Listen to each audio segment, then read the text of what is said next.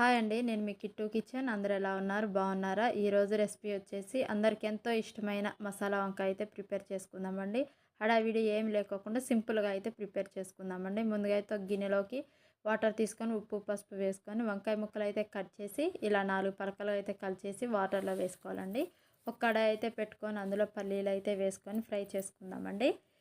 పల్లీలు మంచిగా ఫ్రై అయిపోయిన తర్వాత ధనియాలు వేసుకొని కూడా ఫ్రై చేసుకోవాలండి.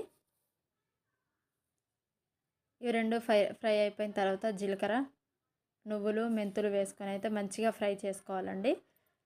ఇవి ఫ్రై అయిపోయిన తర్వాత లాస్ట్లో గసగసాలు, కొబ్బరి పొడి వేసుకొని వేయించుకుందామండి.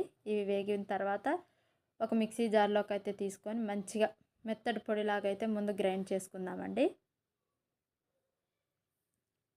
ఇలా పొడి అయిన తర్వాత 2-3 కట్ చేసి పెట్టుకున్న ఉల్లిపాయ ముక్కలు, కారం, ఉప్పు, పసుపు, అల్లం ఎల్లిగడ్డ అయితే వేసేసుకోవాలండి.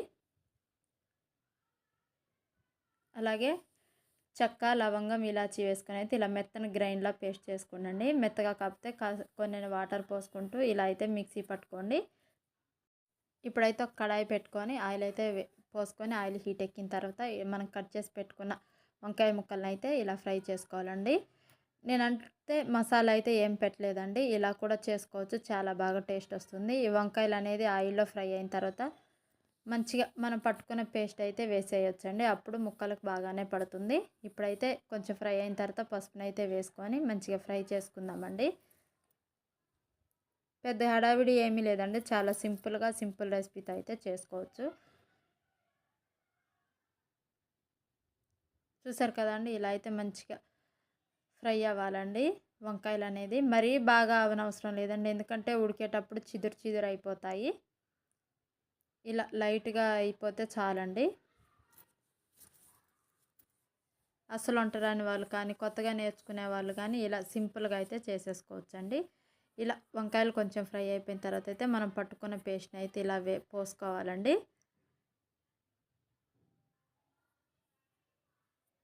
ఇలా పోసుకొని మనం మంచిగా అయితే కలుపుకుందామండి చిన్నగా.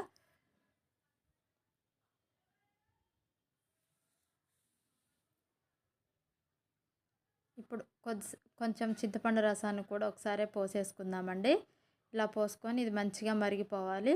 చాలా బాగా టేస్ట్ వస్తుందండి. మనం మసాలా ఏం పెట్టనవసరం లేదండి. ఆటోమేటిక్గా ముక్కలకు అనేది మసాలా ఇలా ఉడికినప్పుడు పడుతుందండి. చూసారు కదండి, ఇలా అయితే దగ్గరికి మంచిగా ఉడికిపోవాలండి. కొంచెం కొత్తిమీరని అయితే వేసేసుకుందాం.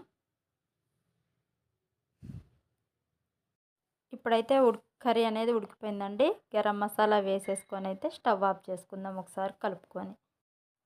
చూసారు కదండి, ఎంత సింపుల్గా అయితే కర్రీ అనేది ప్రిపేర్ అయిపోయిందో. పెద్దగా హడావిడి పడనవసరం లేదండి. తక్కువ రెసిపీతో చాలా తొందరగా అయితే చేసుకోవచ్చండి. ఎందుకంటే చాలామంది మసాలా వంకాయ అనేసరికి వామ్మో ఇప్పుడు అవుతుందా అని భయపడతారు. కానీ చాలా సింపుల్ అండి. ఇలా అయితే ట్రై చేయండి ప్లీజ్.